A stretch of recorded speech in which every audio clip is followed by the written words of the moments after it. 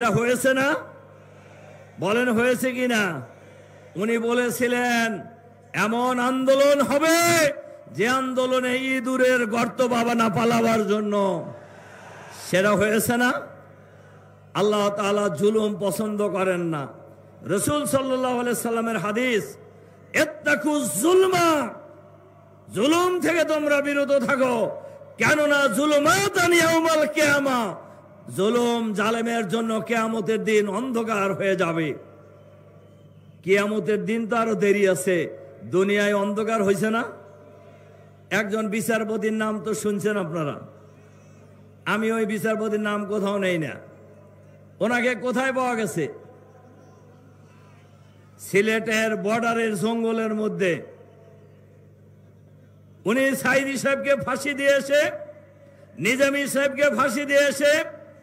টকশোতে আস্ফালন করে বলতেন, আজকে সাইদি সাহেবকে ফাঁসি দিছি, আজকে নিজামী সাহেবকে ফাঁসি দিছি।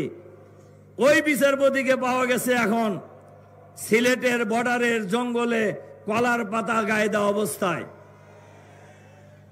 এবং জনগণ তাকে সেখান থেকে ধরে আনছে কিভাবে? গলায় গামছা লাগায়া। আচ্ছা, গ্রামে গ্রামে গঞ্জে গলায় গামছা লাগায় কাদেরকে? হ্যাঁ, চোর না ছেঁচড়া চোর? ছেঁচড়া চোর যারা, এদেরকে কিন্তু গলায় গামছা লাগায়। আপনি বিচারপতি, আপনি একজন এপিলেট ডিভিশনের বিচারপতি, আপনি ওখানে গেছেন কেন?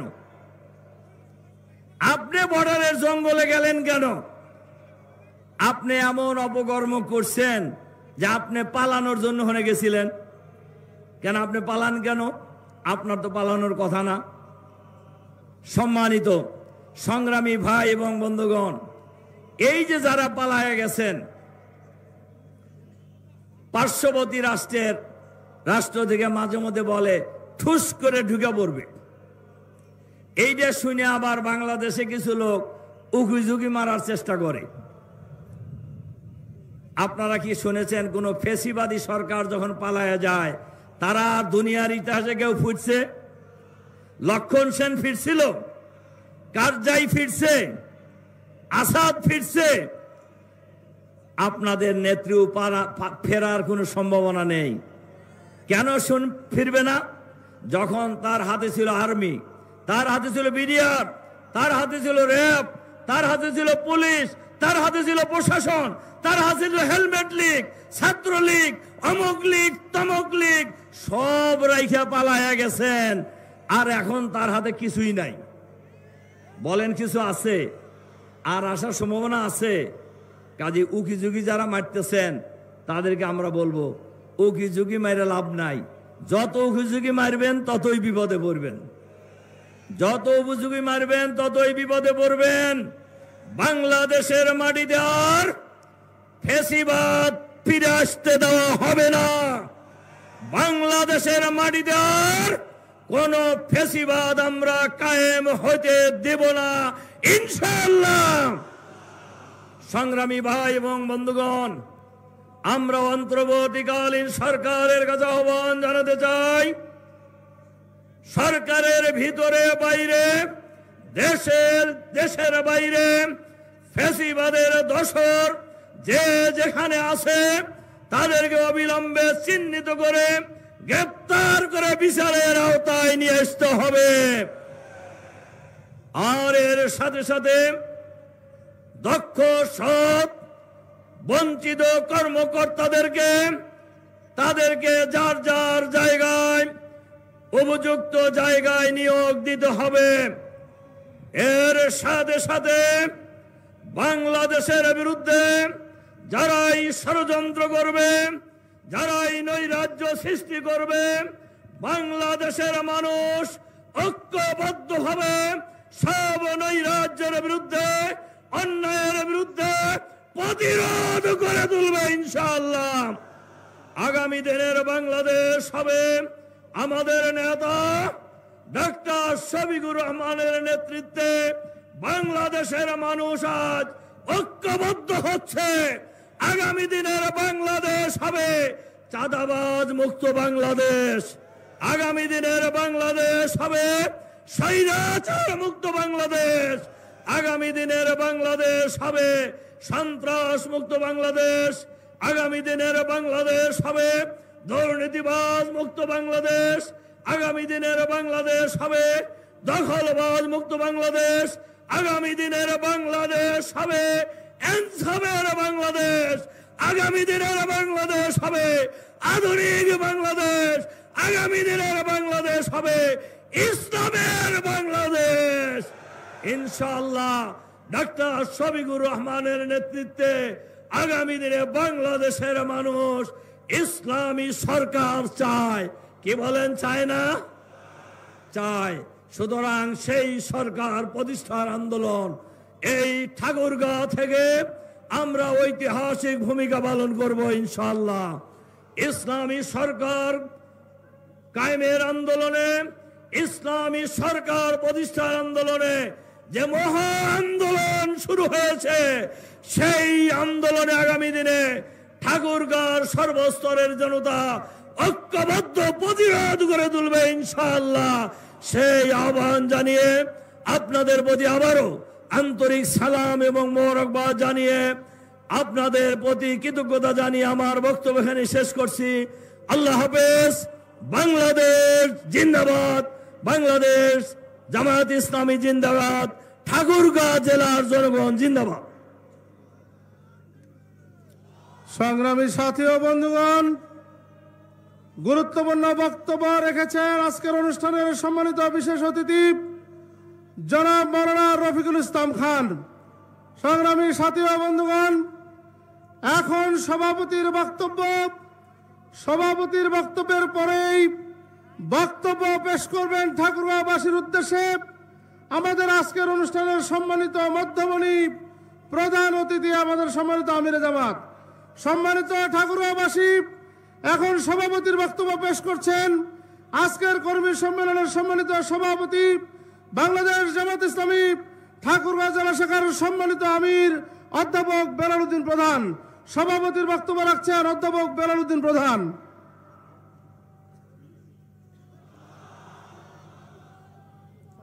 আলহামদুলিল্লাহ, আলহামদুলিল্লাহ রাব্বিল আলামিন, ওয়াসসালাতু ওয়াসসালামু আলা সাইয়্যিদিল মুরসালিন ওয়া আলা আলিহি ওয়া আসহাবিহি আজমাইন।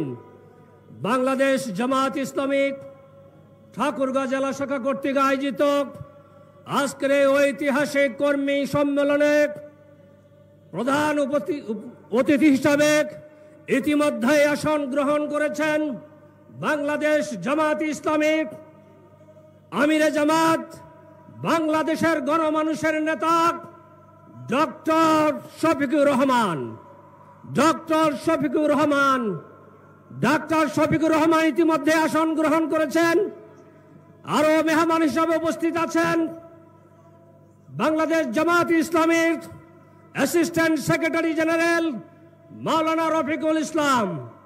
আরো উপস্থিত আছেন মেহমান হিসাবে বাংলাদেশ জামাত ইসলামীর সহকারী সেক্রেটারি জেনারেল মাওলানা আব্দুল হালিম সহ বিভিন্ন জেলার জামাতের আমিরগণ, অন্যান্য নেতৃবৃন্দ, সাংবাদিক বন্ধুগণ, প্রশাসনের সম্মানিত কর্মকর্তাবৃন্দ, সামনে উপবিষ্ট সম্মানিত ভাইয়েরা, আসসালামু আলাইকুম ওয়া রাহমাতুল্লাহি ওয়া বারাকাতুহু।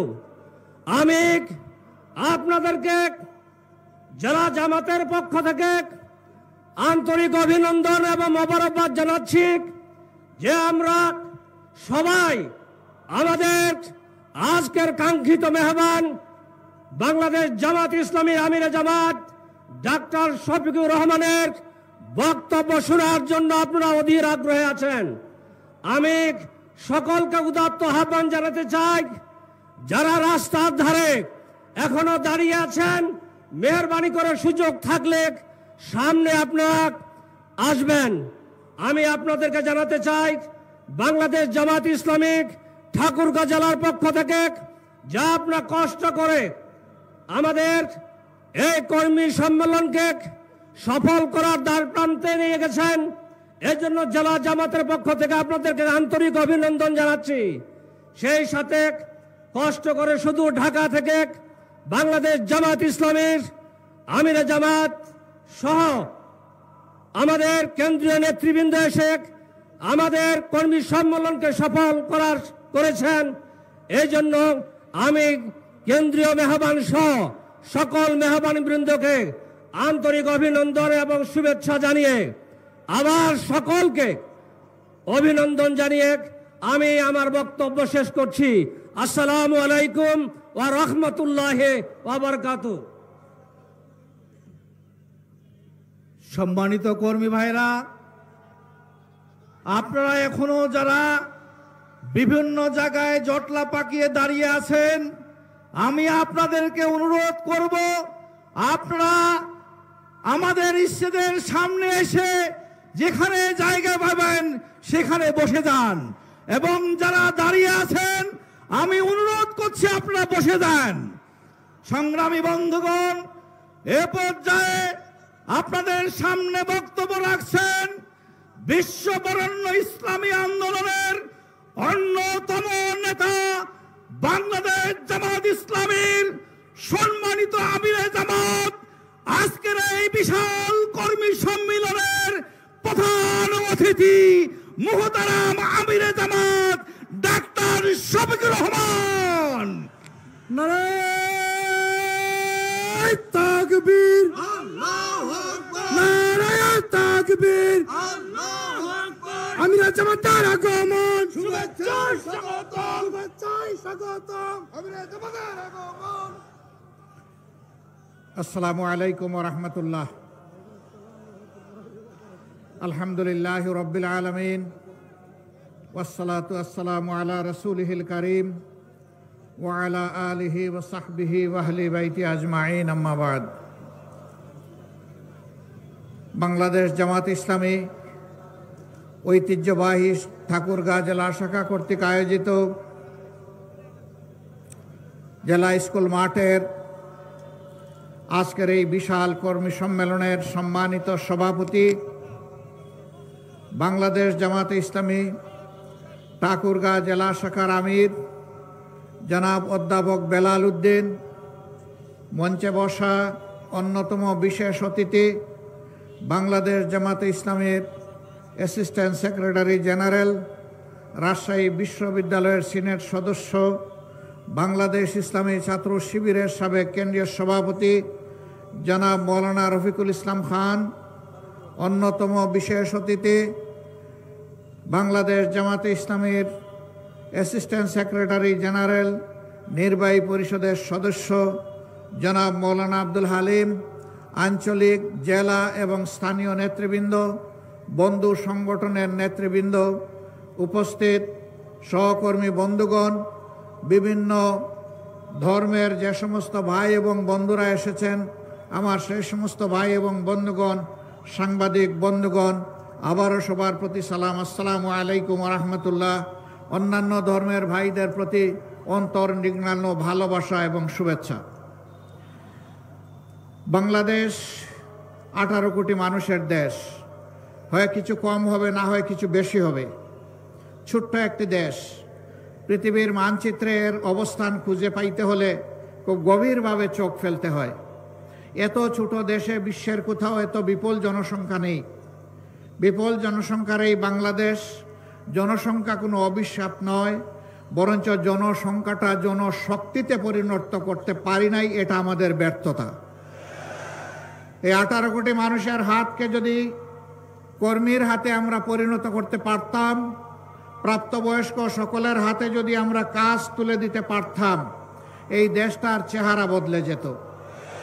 এ দেশেরই মানুষ বিশ্বের বিভিন্ন জায়গায় গিয়ে সেই দেশের চেহারা বদলিয়ে দিচ্ছে, কিন্তু আফসোস নিজেদের দেশের চেহারাটা আমরা বদলাতে এখনো পারিনি। আজকে আমি আল্লাহ তাআলার বিশেষ শুকরিয়া আদায় করছি যে হাজারো নিষ্পেষণ, নির্যাতন, জুলুম, খুন, গুম, ধর্ষণ, লুণ্ঠনের তাণ্ডব চালানোর পর 17.5 বছর পরে বাংলাদেশের মানুষ একটু স্বস্তিতে শ্বাস নিতে পারছে। 15.5 বছর টানা ফ্যাসিবাদী সরকারের বিরুদ্ধে দেশের সকল বিরোধী দল দফায় দফায় আন্দোলন করেছে। এই আন্দোলন করতে গিয়ে অনেক মূল্যবান জীবন ঝরে গিয়েছে। এই আন্দোলন করতে গিয়ে অনেকে পঙ্গু হয়েছেন, আহত হয়েছেন, অনেককে ধরে নিয়ে গায়েব করা হয়েছে। আজ পর্যন্ত তাদের আপনজন জানে না তারা দুনিয়ায় বেঁচে আছে কি নেই। এই আন্দোলন করতে গিয়ে অনেকে চাকরিহারা হয়েছেন, অনেকের ব্যবসা বাণিজ্য ধ্বংস করা হয়েছে, ঘর বাড়ি লুণ্ঠন করা হয়েছে, আগুন দেওয়া হয়েছে, তছনছ করা হয়েছে। আর জামাতে ইসলামীর নেতৃবৃন্দের ঘর বাড়ি বুলডোজার দিয়ে ভেঙ্গে গুঁড়া করে দেওয়া হয়েছে। জামাতে ইসলামীর 1 থেকে 11 জন শীর্ষ নেতাকে খুন করা হয়েছে। বিচারিক আদালতে তামসার আদালত সাজিয়ে সাজানো পাঠানো আদালত আর সাক্ষী দিয়ে তাদের জীবনকে ধ্বংস করা হয়েছে। সম্মানিত ভাইয়েরা, শেষ পর্যন্ত কোরআনের পাখি খ্যাত সারা দুনিয়ার মানুষ তাদের কলিজায় যার জন্য আলাদা একটা জায়গা ছিল, আল্লামা দিলওয়ার হোসেন সাঈদীকেও জেলের ভিতরে মৃত্যুর দিকে তারা ঠেলে দিল। তার একটা জানাজা ঢাকায় হবে তা বরদাস্ত করতে পারল না। শেষ পর্যন্ত তাকে জোর করে পিরোজপুরে পাঠিয়ে দেওয়া হলো। সেখানে সেনাবাহিনী, বিজিবি, পুলিশ, র্যাব, আনসার সব কিছু দিয়ে চতুর্দিক থেকে ঘেরাও করে মানুষের স্রোত ঠেকানোর চেষ্টা করা হলো।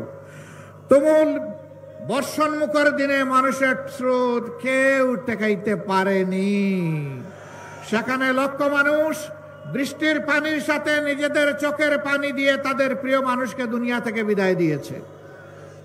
জানাজায় শরিক হয়েছে, তার জন্য কেঁদেছে, আল্লাহর দরবারে মাগফিরাতের দোয়া করেছে, তার মর্যাদা বৃদ্ধির দোয়া করেছে। আল্লাহ যেন তাকে শহীদ হিসাবে কবুল করেন সেই দোয়া করেছে। এই শীর্ষ 11 জন নেতা, তাদের সহকর্মী বৃন্দ এবং অন্যায়ভাবে যাদেরকে এই দেশে হত্যা করা হয়েছে, যারা ঈমান নিয়ে বিদায় নিয়েছেন, আল্লাহর দরবারে দোয়া করি আল্লাহ তাদের সকলকে শহীদ হিসাবে কবুল করুন।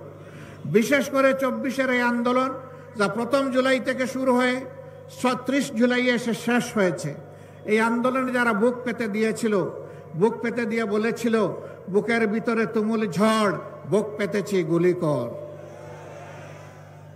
বুক পেতে দাঁড়িয়েছিল খোলা অস্ত্রের মুখে, গুলির মুখে, সংকোচ করেনি জীবন দিতে।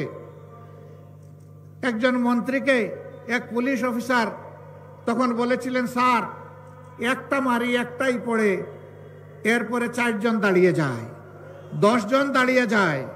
এটা সেই দেশ। আলহামদুলিল্লাহ, আমরা গর্বিত। আল্লাহ তাআলা আমাদের বুকে, কুলে, উদরে, মায়েদের পেটে এই ধরনের বীরের জন্ম দিয়েছেন বাংলাদেশে। আলহামদুলিল্লাহ, আমরা আমাদের এই বীর সন্তানদের জন্য গর্বিত।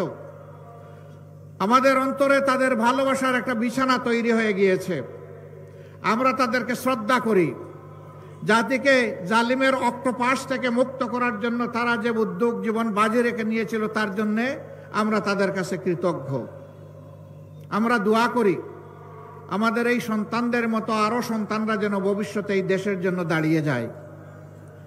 প্রিয় দেশবাসী, এই দেশটা বিভিন্ন ধর্ম বর্ণের মানুষের। যুগ যুগ ধরে আমরা এখানে শান্তিপূর্ণভাবে সহাবস্থান করে আসছি। কিন্তু যে দলটি জাতিকে বিভিন্ন অংশে ভাগ বিভক্ত করে রেখেছিল, সংখ্যাগুরু সংখ্যালঘু বলে, তারা ফায়দা লুটেছে। আর তারাই যদি সংখ্যালঘু বলে কিছু থাকে, তাদের সর্বনাশ এই দলটিই করেছে। তাদের জায়গা জমি দখল করা অবৈধভাবে, ইজ্জতের উপরে হাত দেওয়া, সম্পদ লুণ্ঠন করা এবং কাউকে কাউকে তাদের ঘর বাড়ি থেকে তাড়িয়ে দেওয়া, হায়নার মতো এই কাজগুলো তারাই করেছে। তারা নিজেরা করে এর দোষ ফেলেছে ইসলামপন্থীদের উপর। যারা আল্লাহর বান্দা, যারা আল্লাহর উপর ঈমান রাখে, তারা কখনো কোনো মানুষের ক্ষতি করতে পারে না, কোনো মানুষের প্রতি হিংসা পোষণ করে না, কোনো মানুষের জীবন নিয়ে তামসা করে না, কোনো মানুষের ইজ্জতের উপরে হাত দেয় না, কোনো মানুষের ইজ্জত, তাদের সম্পদকে নিজের সম্পদ মনে করে না। আমরা দাবি জানিয়েছিলাম, জাতিসংঘের হিউম্যান রাইটস কমিশনকে আমি একটা চিঠি দিয়েছিলাম 13 সালে, যে আমাদের বিরুদ্ধে যে অভিযোগগুলো দেওয়া হয়, আমরা তার তদন্ত দাবি করছি। এই তদন্ত করবে জাতিসংঘ, আমরা সর্বাত্মক সহযোগিতা করব। আমরা চাই 72-এর 10 জানুয়ারি থেকে শুরু করে 24-এর, এখন নতুন করে আবার বলছি, 24-এর 5 আগস্ট পর্যন্ত, এমনকি আজকের দিন পর্যন্ত বাংলাদেশে এরকম যতগুলা অঘটন ঘটেছে তার সুষ্ঠু তদন্ত হোক, তার শ্বেতপত্র জাতির সামনে প্রকাশ করা হোক। সেই শ্বেতপত্রে আমি ব্যক্তিটি যদি কালো বলে চিহ্নিত হই, দুষ্কৃতিকারী বলে চিহ্নিত হই, আমাকেও যেন ক্ষমা করা না হয়। আমরা দেখতে চাই এরা কারা, কারাই জাতির সর্বনাশ করে, সংখ্যাগুরু এবং সংখ্যালঘুর মারামারি লাগিয়ে দিয়ে। সম্মানিত ভাইয়েরা, এবারকার এই পরিবর্তন বিপ্লব গণ অভ্যুত্থানের পরে 4 দিন বাংলাদেশে কোনো সরকার ছিল না, পুলিশ ফাংশন করে নাই, বিজিবি ঘর থেকে বের হয় নাই, আর্মিরা শুধুমাত্র গাড়ির উপরে তারা মহড়া দিয়েছে। কিন্তু আল্লাহ শুকরিয়া, বাংলাদেশে এই 4 দিন বড় কোনো অঘটন ঘটে নাই। কারণ এই দেশের মানুষ দেশকে ভালোবাসে, মানুষকে ভালোবাসে। এই জন্য এই দেশের প্রত্যেকটা মানুষ ছিল এই 4 দিন সরকার। তারা সরকারের দায়িত্ব সবাই পালন করেছে যার যার জায়গা থেকে। জামাতে ইসলামী, অন্যান্য ইসলামী দল, মাদ্রাসার ছাত্র, অন্যান্য দেশপ্রেমিক দল সেই 4 দিন সমস্ত মন্দির, মঠ, প্যাগোডা, চার্চ সবগুলো পাহারা দিয়েছে যাতে কোনো জায়গায় কোনো অঘটন না ঘটে। এরপরে দুর্গাপূজা যখন আসলো, একটি গোষ্ঠী বাংলাদেশকে অস্থির করার চেষ্টা করলো। আমরা আমাদের হিন্দু ধর্মের ভাইদেরকে আশ্বস্ত করে বললাম, পূজা আপনারা নির্বিঘ্নে করবেন, আপনাদের পাশে থেকে আমরা পাহারাদারি করব। তারা তাদের পূজা করেছেন, আমরা নিরাপত্তা যতটুকু পারি তাদের পাশে থেকে করেছি। আবার যে জায়গাটায় তারা প্রয়োজন মনে করেন নাই ওখানে আমরা যাই নাই, যেখানে তারা প্রয়োজন মনে করেছেন আমরা সেখানে গিয়েছি, প্রশাসনকে সহযোগিতা করেছি। তবে আমরা চাই না নির্দিষ্ট কোনো ধর্মাবলম্বীদের তার একটা উৎসব আসবে,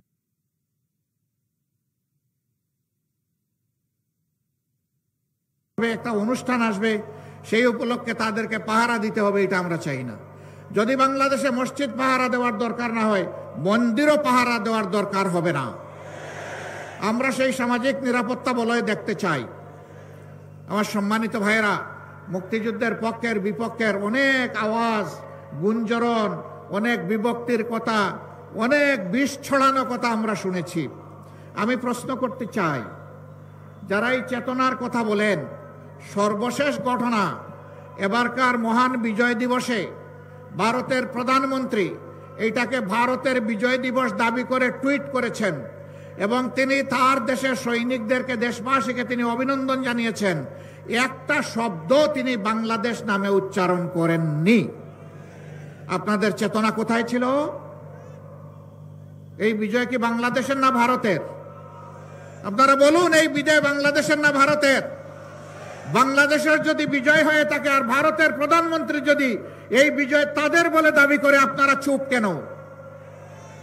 আপনাদের চেতনা কোথায় যায় তখন? সীমান্তে যখন ফেলানির লাশ ঝুলে থাকে, আপনাদের চেতনা তখন কোথায় থাকে? দিনের পর দিন যখন নিরীহ মানুষকে বর্ডারে হত্যা করা হয়, তখন আপনাদের মুখ দিয়ে আওয়াজ বের হয় না। বরঞ্চ আপনাদের এক সময় পররাষ্ট্রমন্ত্রী বলেছিল, সীমান্তে যারা বাংলাদেশি মারা যায় তারা দুষ্কৃতিকারী। লজ্জা, জাতীয় লজ্জা। আপনারা এই দেশের মন্ত্রী হয়ে ভিন্ন দেশের গান গান, কারণ আপনাদের মাথা অন্য জায়গায় আপনারা বন্ধক রেখেছেন।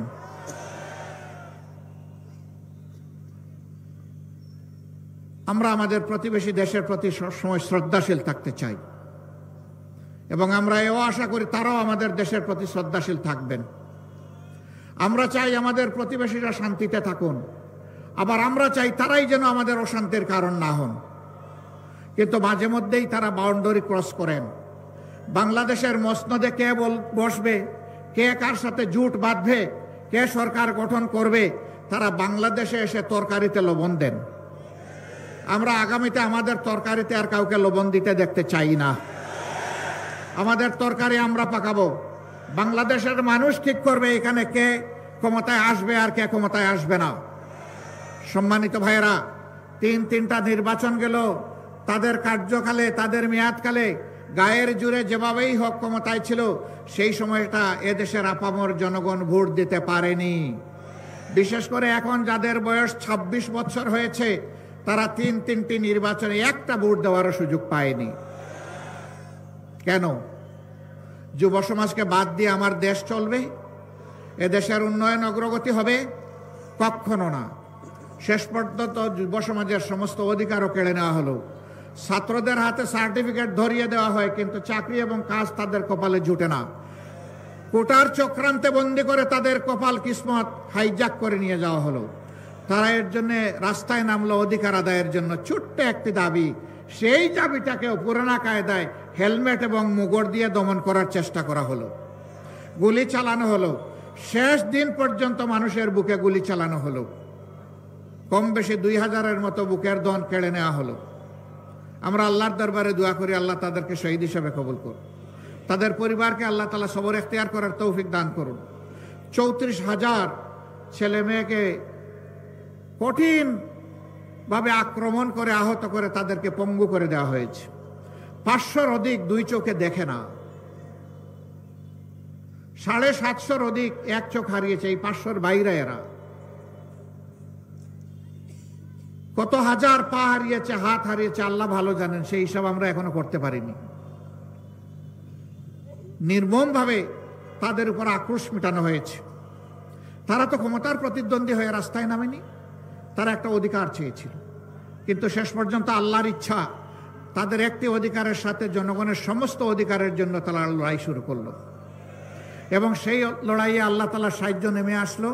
আল্লাহ তাআলা বাংলাদেশের জনগণকে উপহার দিলেন শান্তি এবং স্বাধীনতা, যার কারণে আজকে আমরা কথা বলতে পারছি। এইরকম ময়দানে গত 15.5 বছর আপনারা কোনো দলকে দেখেছেন? আওয়ামী লীগও নামে নাই। আওয়ামী লীগও নামে নাই। কেন নামে নাই জানেন? একা খালি মাঠে তো আর খেলা চলে না, সেই মাঠে আর কোনো প্লেয়ার নাই, তারাই একা। অবশ্য এটাও ঠিক, 14 নির্বাচনে 154টি আসন তারা দখল করেছিলেন বিনা প্রতিদ্বন্দ্বিতায়। 18 নির্বাচন করেছেন রাতের বেলা, মিডনাইট ইলেকশন। আর 24-এর ইলেকশন করেছেন আমি আর ডামি। একদিকে আওয়ামী লীগের ক্যান্ডিডেট, আর একদিকে আওয়ামী লীগের নিউট্রাল ক্যান্ডিডেট, স্বতন্ত্র ক্যান্ডিডেট। কি হাস্যস্কর ব্যাপার! এই সরকার ছিল ডামি সরকার।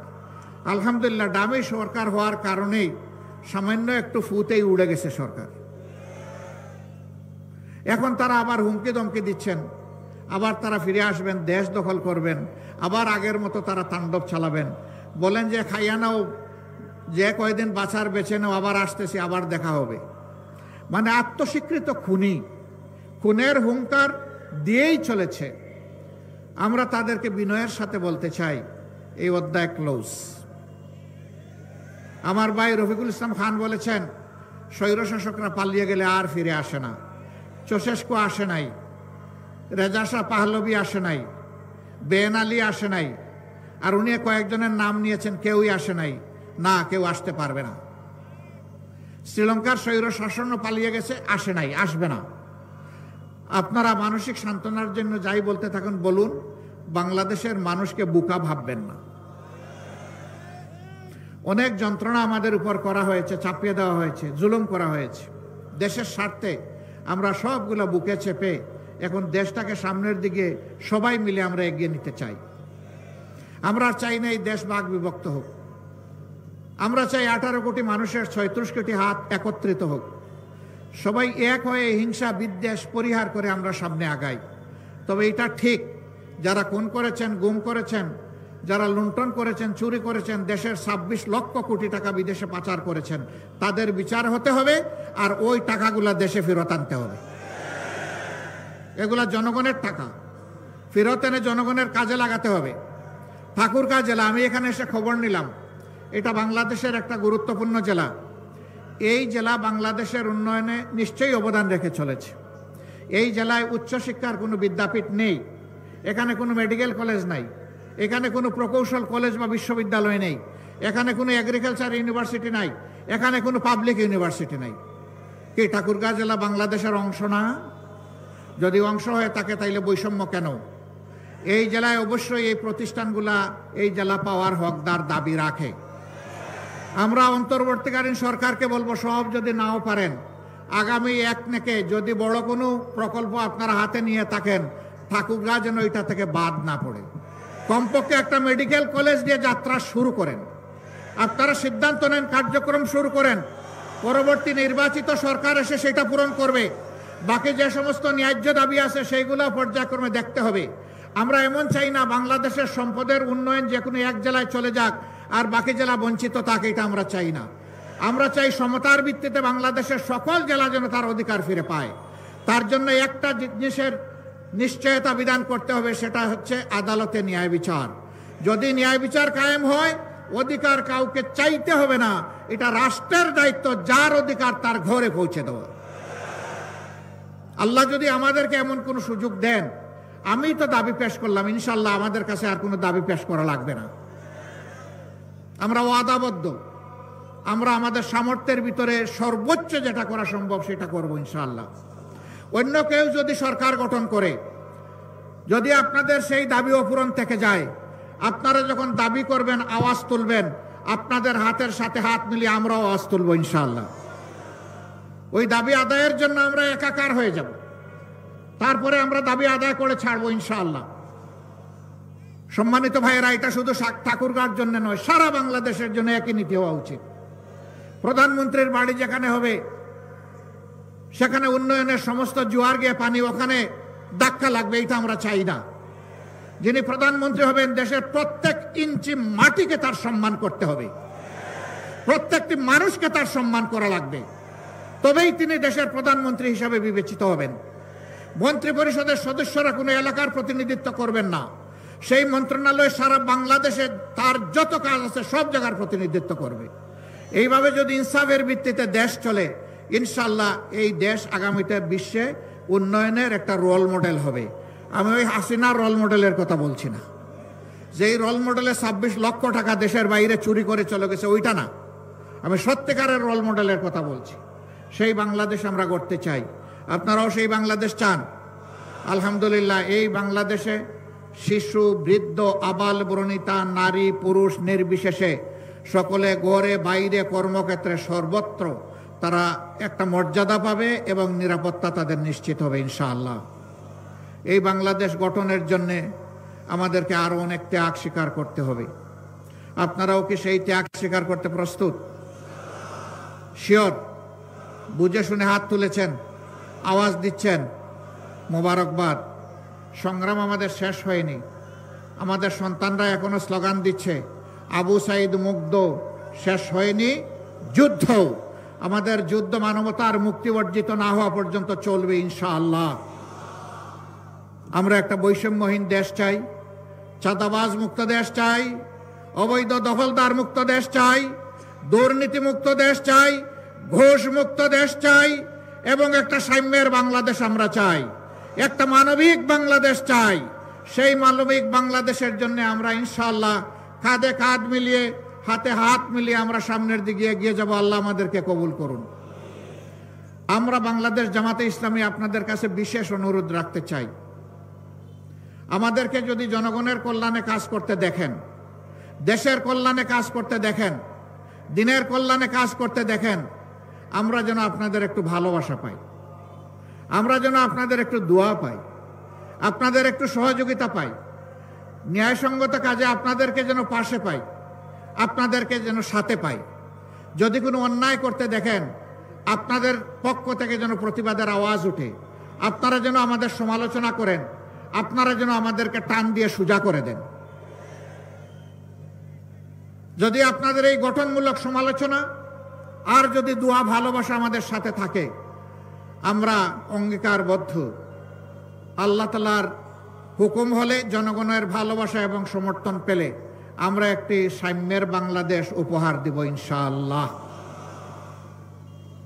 আল্লাহ রাব্বুল আলামিন আপনারা যে কষ্ট করে এসেছেন, এর জন্য তার উত্তম জাযা দান করুন। এই ঠাকুরগাঁর ন্যায়সঙ্গত দাবিগুলা আদায়ে আমরা যেন ঐক্যবদ্ধভাবে সবাই কাজ করতে পারি, সেই তৌফিক দান করুন। দেশের উন্নয়নে আমরা যেন যার যার জায়গা থেকে সর্বাত্মক অবদান রাখতে পারি, সেই তৌফিক আল্লাহ তাআলা আমাদেরকে দান করুন। আল্লাহ হাফিজ। বাংলাদেশ জিন্দাবাদ, বাংলাদেশ জামাতে ইসলামী জিন্দাবাদ। আসসালামু আলাইকুম ওয়া রাহমাতুল্লাহি ওয়া বারাকাতুহু। নারায়ে